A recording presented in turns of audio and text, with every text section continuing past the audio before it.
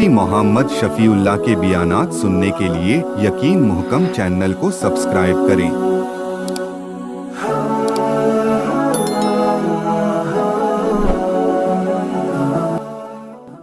नहमदुहु व नुसल्ली अला रसूलिहिल करीम।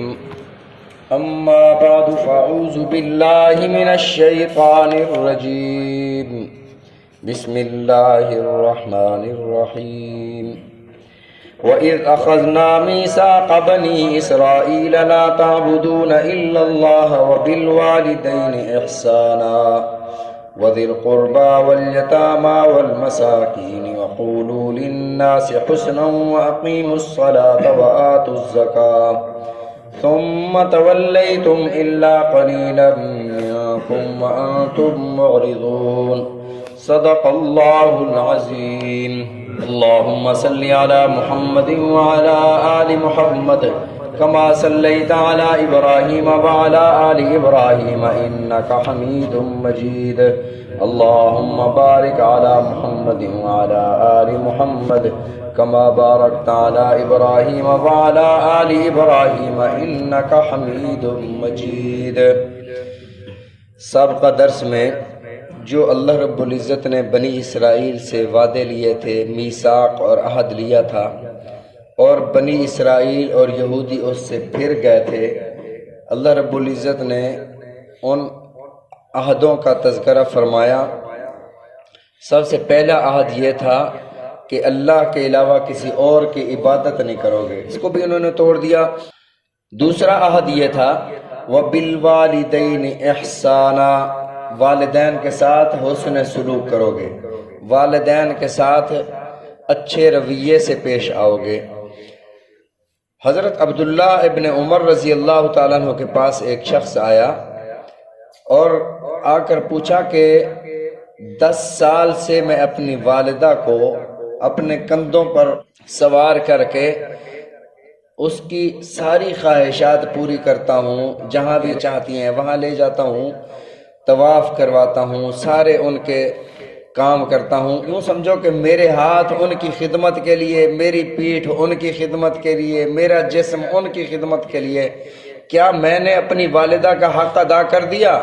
उन्होंने तो 10 महीने मुझे उठाया था ना, और मैं 10 साल से ये खिदमत कर रहा हूँ। तो हज़रत अब्दुल्ला इब्न उमर रज़ी अल्लाह ताला ने फरमाया, उन्हें अपनी वालिदा का हक़ नहीं अदा किया। हक़ अदा करना तो दूर की बात है, वो जो एक रात वो खुद गीले बिस्तर पर सोई थी और तुझे खुश्क बिस्तर पे सुलाया था, उस एक रात का तो अपनी वालिदा का हक़ नहीं अदा कर सकता। रसूलुल्लाह सल्लल्लाहु अलैहि वसल्लम से किसी ने पूछा, या रसूलुल्लाह सल्लल्लाहु अलैहि वसल्लम, मुझ पर वालिदैन में से सबसे ज़्यादा हक़ किसका है? फरमाया, तुम्हारी माँ का। फिर अर्ज़ किया, या रसूलल्लाह, वालिद और वालिदा में से ज़्यादा हक़ किसका? फरमाया कि तुम्हारी माँ का। 3 बार इरशाद फरमाया, माँ का हक़ है, माँ का हक़ है। क्यों? इसलिए फरमाया कि एक उसके वो दिन जो उसने उसे पेट में उठाया, और वो दिन जब इस दुनिया में वो आया, उससे जना, वो उसकी मौत का दिन था समझो। और एक वो जो इसने 2 साल तक इसे दूध पिलाया। तो 3 दफ़ा रसूलुल्लाह सल्लल्लाहु अलैहि वसल्लम ने इरशाद फरमाया, तुझ पर तेरी वालिदा का हक़ है। एक और सहाबी नबी अलैहिस्सलातु वस्सलाम की खिदमत में हाजिर हुए, नाम लिखे जा रहे थे मुजाहिदीन के, जिहाद में जाने के लिए। एक शख्स आया, या रसूलुल्लाह, अम्मा अब्बा को रोते हुए छोड़ आया हूँ जिहाद में शिरकत के लिए। फरमाया, जा, जिस तरह उन्हें रोते हुए छोड़ कर आए हो, इसी तरह जाकर उन्हें हंसाओ, जिहाद में जाने की तुम्हें इजाज़त नहीं है। वालिदैन के साथ हुस्न सलूक करो।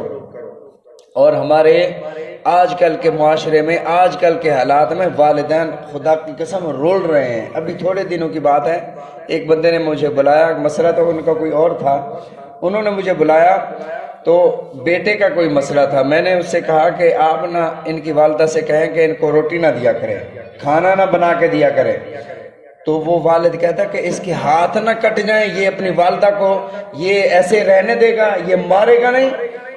अब वो वालिद जो अपने बच्चे की पैदाइश पर मिठाइयाँ बांटता फिरता है, मुबारकबादें वसूल करता है, वही वालिद अपने बच्चे के लिए कह रहा है कि इसके हाथ ना कट जाएं। तो इसी तरह तकरीबन 13-14 کی بات ہے، یہاں پر میں جمعے کے دن آیا تو ایک بہت ہی بوڑھا آدمی بیٹھ کر رو رہا ہو اور پھوٹ پھوٹ کر رو رہا ہو اور خدا کی بارگاہ میں یوں دعا کر رہا تھا، اللہ یا مجھے مار دے یا اسے مار دے۔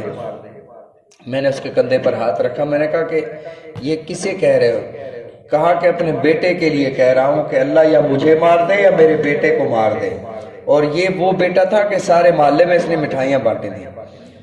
اس نے کہا کہ شادی کی ہے اس کی، میرے پاس پیسے نہیں تھے۔ اس نے کہا پیسے دو، میرے پاس پیسے وہی تھے کہ میں سبزی لے کر بیچا کرتا تھا، تو میرے پاس پیسے وہی تھے۔ اس نے مجھے آج جوتوں سے مارا ہے، اس لیے کہہ رہا ہوں کہ اللہ اسے یا اس کے مار دے یا مجھے مار دے۔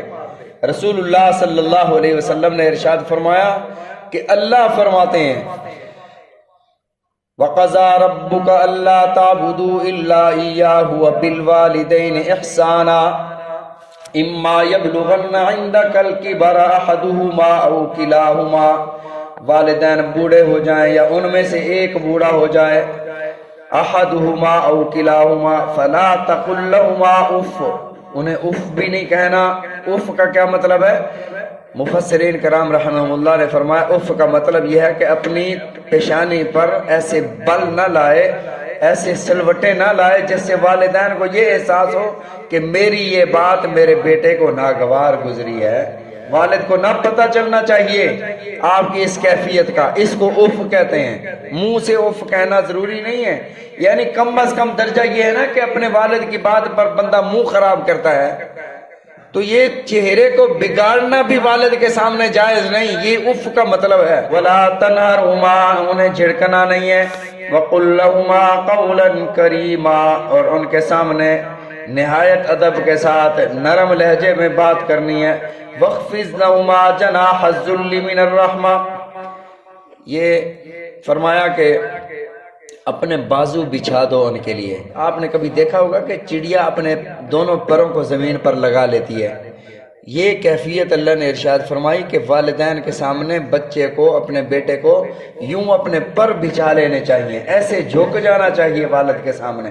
تمہیں کوئی بات سمجھ آتی ہے یا نہیں آتی والد کی، بے شک تمہارے نزدیک وہ غلطی پر ہے، لیکن ایسے جھک جاؤ جیسے بابا جی آپ کہتے ہیں ویسے ٹھیک ہے، اپنی مرضی بیچ میں نہ لاؤ۔ فرمایا وَقُلْ رَبِّ ارْحَمْهُمَا كَمَا رَبَّيَانِي صَغِيرًا، زندگی میں یہ دعا ایک بار پڑھنا فرض ہے۔ اگر کوئی بندہ اس دنیا سے ایسے چلا گیا والدین کے لیے یہ دعا نہیں کی، فرمایا قیامت کے دن اللہ پوچھیں گے کہ تو نے یہ دعا کی تھی اپنے والدین کے لیے؟ رب ارحمہما کما ربیانی صغیرا، اے اللہ ان دونوں پر رحم فرما جیسا کہ بچپن میں انہوں نے مجھ پر شفقت اور رحم کیا تھا۔ اور اسی طرح اللہ رب العزت نے ایک اور جگہ ارشاد فرمایا وَوَصَّيْنَا الْإِنسَانَ بِوَالِدَيْهِ إِحْسَانًا، والدین کے ساتھ حسن سلوک کرو۔ حملته أمه كرها ووضعته كرها، وہ والدہ تکلیف میں تمہیں اٹھاتی ہے، تکلیف میں تمہیں جنم دیتی ہے۔ وَحَمْلُهُ وَفِصَالُهُ 30 شهرًا، 2.5 سال تمہیں دودھ پلاتی ہے۔ 2.5 سال کی مدت اختیاری ہے کہ اختیار ہے، 30 شهرًا، 2.5 سال تک پلا سکتے ہو۔ حتی اذا بلغ اشدہ وبلغ 40 سنۃ، جب یہ بیٹا بالغ ہوتا ہے، جوان ہو جاتا ہے، وبلغ 40 سنۃ، 40 سال کی عمر کو پہنچتا ہے۔ یہ دعا جو میں عرض کر رہا ہوں جو اللہ نے ارشاد فرمائی، جو لوگ 40 سال کے ہو گئے، 40 سال کے بعد یہ دعا پڑھنا بھی ضروری ہے۔